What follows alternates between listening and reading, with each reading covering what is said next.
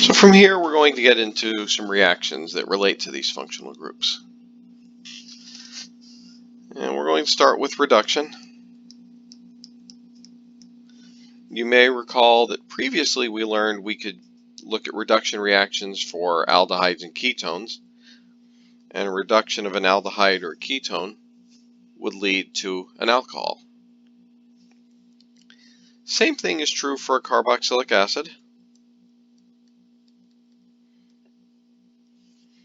The main difference here is you may recall that the reagents we used for aldehydes and ketones, we had two different ones: sodium borohydride and lithium aluminum hydride. For carboxylic acids, sodium borohydride isn't strong enough, and so if you try to react sodium borohydride with a carboxylic acid, it just doesn't work. Nothing happens.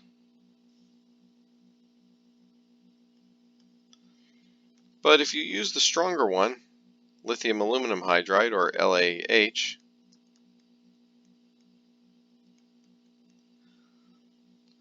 your carboxylic acid will first get reduced to an aldehyde.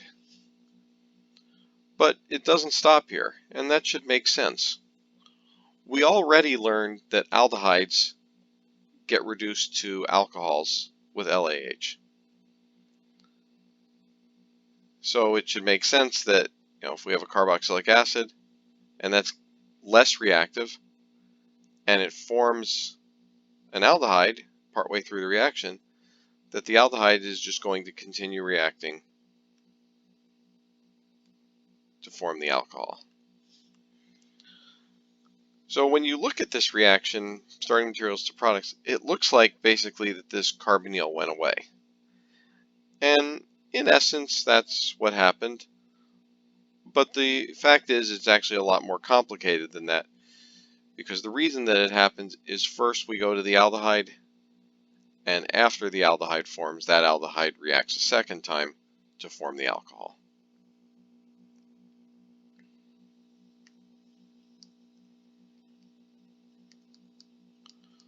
One of the oldest known reactions, not just in carbonyls, but in all of organic chemistry, is known as the Fischer Esterification. Actually, one of the few reactions that dates back to the 1800s. In a Fischer Esterification, we start with a carboxylic acid,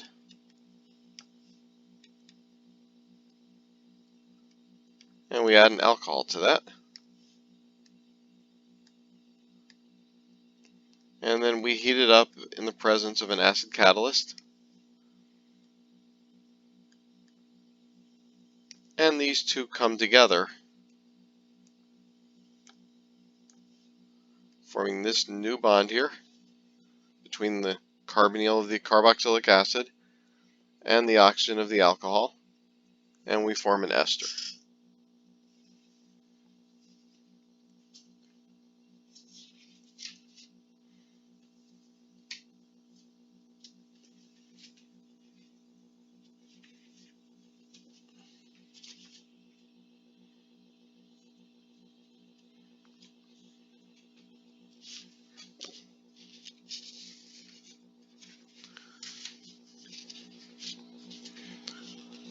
Now, one of the interesting uses of this reaction is the following.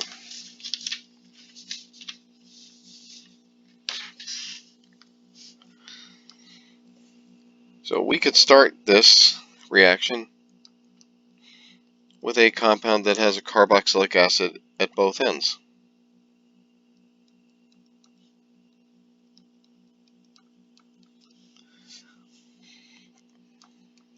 That could then react with a diol. And we can form a new ester between one of the carboxylic acids and one of the alcohols.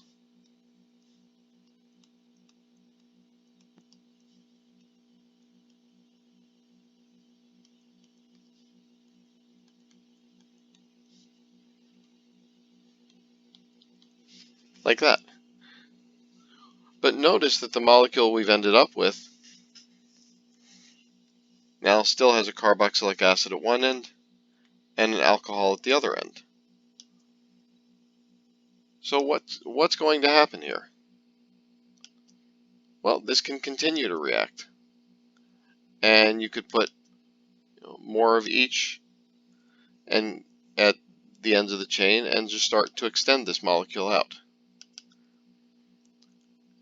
And this is an example of a reaction known as a polymerization,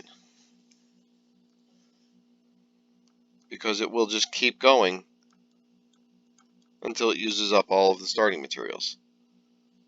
So again, this alcohol could react with another carboxylic acid, and this carboxylic acid could react with another alcohol. And with these specific starting materials,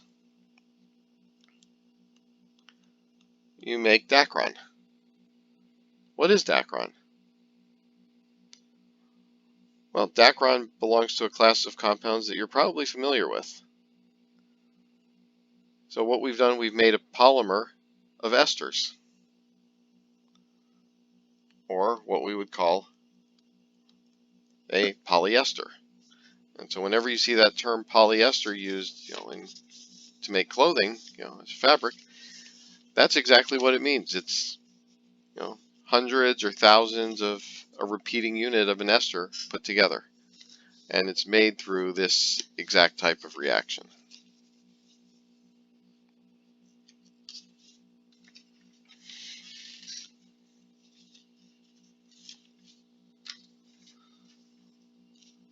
All right, the other reaction we want to look at that relates to carboxylic acids is what we would call an amidation. In other words, how we make an amide from a carboxylic acid. And in general, we do that by adding whatever amine it is we want to the carboxylic acid. And then in the lab, we would commonly use a reagent known as DCC. DCC is this compound.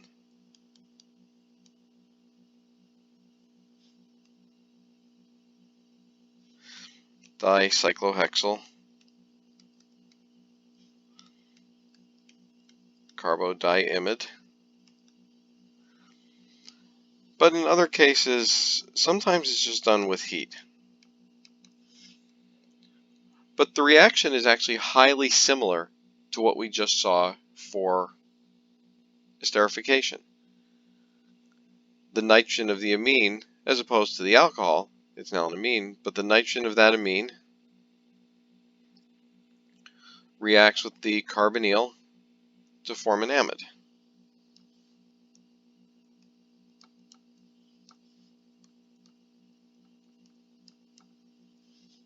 Like that. And in biochemistry, this reaction is really, really important. Why is it so important? Well, can we think of any classes of molecules that have carboxylic acids and amines in them? And hopefully there's one that we think of. Very important class of molecules which has a carbon that's bonded to an amine, bonded to a carboxylic acid, a hydrogen, and an R group. And these, of course, are amino acids.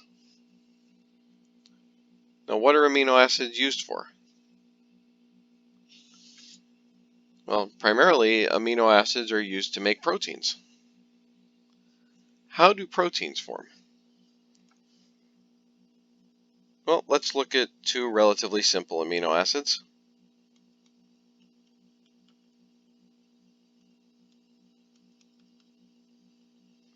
Here's alanine.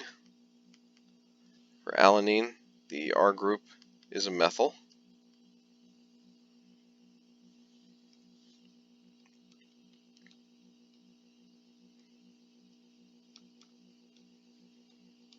And here's valine, where the R group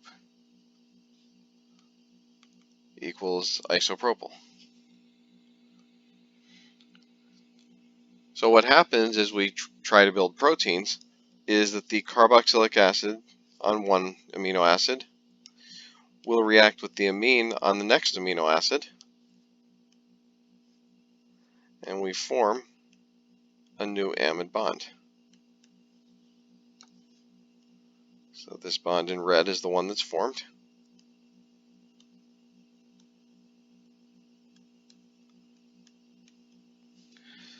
And then just like with the polymerization reactions, if you think about this, the right side of the molecule still has a carboxylic acid left. So that could react with an amine from a different amino acid. Same thing on the alanine side, the green side of that molecule. There's an amine left that could react with a carboxylic acid from another amino acid, and so on. And so it's by making these new amide, or sometimes that bond in red when we're talking about proteins is referred to as a peptide bond. But by connecting one carboxylic acid of an amino acid to an amine of the next one, and repeating for as many amino acids as we need, is how we make proteins. Now, another application of this reaction, I'm going to attempt to load a short video to show you, is the following.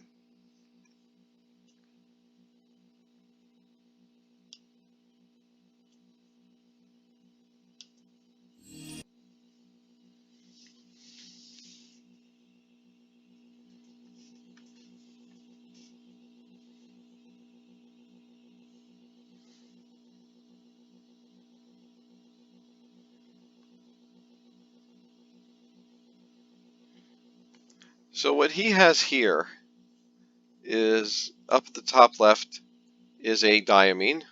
So it's going to be a compound that has amines at both ends. And on the right, instead of a carboxylic acid, he's using what's called an acid chloride. And in this case, it's a diacid chloride because it has that group at both ends. But an acid chloride is very closely related to a carboxylic acid.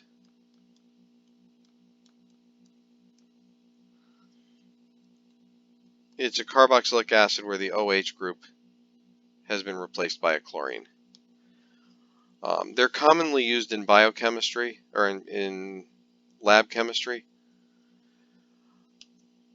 because they're more reactive. They don't really exist biologically because they're not stable. But let's go back and see what is going to happen with that.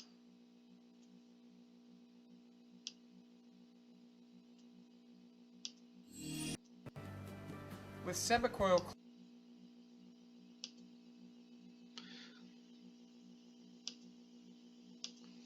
So you can see at the bottom what the product is going to be. It's going to be that same type of polymer repeating chain that we saw in the example that we did with Dacron. In this case, this is actually how you make nylon. And so in this video, you're actually going to see just how easy it is to make nylon.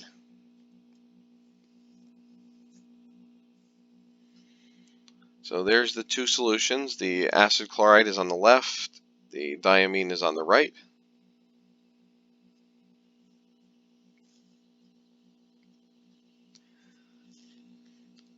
And it turns out it's such an easy procedure. You'll see he's not even going to measure these out. Just going to pour a bunch of each one in there. You can actually see the two solutions, one sitting on top of the other. But then all you have to do is you can use either a copper wire, or I think he just uses an unfolded paper clip. Just dip it into that mixture.